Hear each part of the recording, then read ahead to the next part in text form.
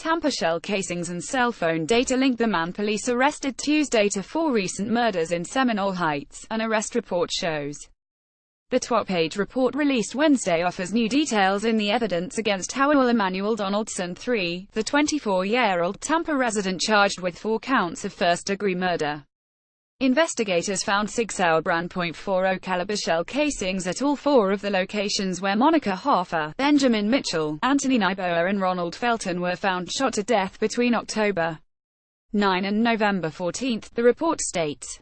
A forensic analysis found that shell casings from the first 3 murder scenes were fired from a Glock handgun that Donaldson admitted to purchasing on October 3 at Shooter World on East Fletcher Avenue in Tampa, the report says. Store receipts showed he picked up the gun 4 days later, after a mandatory waiting period, along with a 20-round box of Sig Sauer brand .40 caliber ammunition. Backstory: Seminole Heights slayings man, 24, faces 4 counts of murder. The casings found at the scene of Felton's murder were not available for comparison but had previously been identified as being fired from the same gun as the first 3 murders, the report says. It was that guns, according to the report, that Howell gave in a food bag to a co-worker at an Ybor City McDonald's on Tuesday afternoon, saying he planned to leave the state. The co-worker turned the gun over to a Tampa police officer who was in the restaurant doing paperwork at the time. The Glock had a loaded magazine containing 5 unfired rounds of .40 caliber ammunition, the report says. Donaldson told police that no one except for himself had control of the Glock firearm since his purchase, Detective Austin Hill wrote in the report. The gun is what we needed, Tampa Police Chief Brian Dugan at a news conference Wednesday morning. The chief said investigators are 100% confident Donaldson is the killer. Though they hadn't released it to the public, investigators by the point already knew a critical piece of information. Dugan said the same gun was used in all 4 murders. But they didn't know anything about Donaldson's involvement. Investigators submitted Donaldson's gun for analysis by the Florida Department of Law Enforcement and the Bureau of Alcohol, Tobacco, Firearms and Explosives. Timeline: key events leading to the arrest in the Seminole Heights slayings. Data obtained from Donaldson's cell phone showed he was in the area of 1300 E. Frierson Avenue in southeast Seminole Heights on dates and times that corresponded with the first 3 murders. Other cell records showed that within minutes of those first murders, on October 9, 11 and 19, Donaldson's phone was geographically associated with an tower that provided coverage for the areas that include all 4 murder locations. Donaldson told police that he was unfamiliar with the area identified as the Seminole Heights neighborhood, and he did not have any association with anyone in the area, Hill wrote in the report.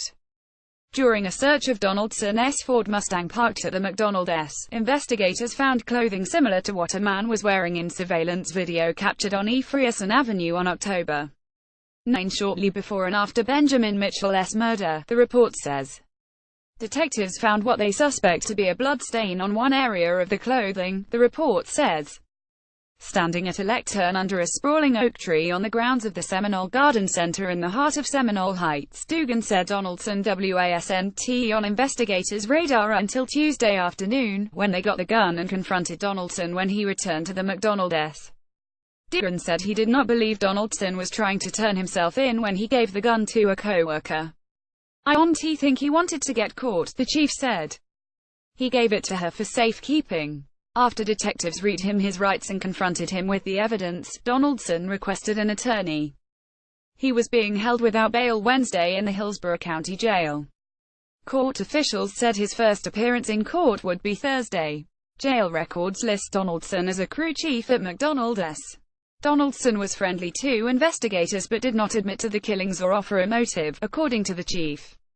Detectives do not believe anyone else was involved in the killings, or that Donaldson has any involvement in other crimes. "We were really hoping to find out what was driving him to do this," he said. "We don't have those answers yet. It's an ongoing investigation. We're going to speak to a lot of people now that we know who did this. We're going to have a lot more tips, a lot more information." Investigators have still not determined Donaldson's connection to the Seminole Heights neighborhood. They also do not yet know how he could have slipped away so quickly after the shootings. Dugan said he does not believe Donaldson is responsible for any other unsolved murders in Tampa. Detectives will contact police in other jurisdictions where Donaldson has to share information in case he could be responsible for other crimes elsewhere. As far as I know, he has no criminal history, Dugan said. The arrest, Dugan said, is far from the end of detectives' work on the case. They will now continue to gather evidence to aid prosecutors in getting a conviction. Every day at the police department we would meet and discuss how many days it has been since this started, how many days since the last murder, and finally this morning we were able to say that was day one of the healing process, Dugan said. That's a good feeling, it's a happy day, but I can also tell you it's the beginning of a lot of work to get a conviction in this case, because that's when justice truly will be served.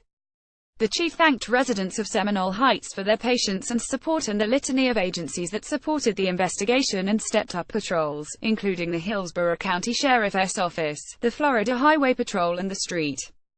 Petersburg Police Department. My heart breaks and grieves for the families of these 4 individuals that have been murdered and their extended families and friends who have been going through hell for 51 days, Dugan said as several of those grieving loved ones stood behind him. I can't imagine what it's like as a father to bury a child, and what these people have had to go through is just cruel. I hope this brings this to an end for them, or is at least the first day of the healing process for these families and this community. Casimir Niboa, Anthony's father, had criticized the Tampa Police Department in recent days, saying the department wasn't doing enough to catch his son's killer.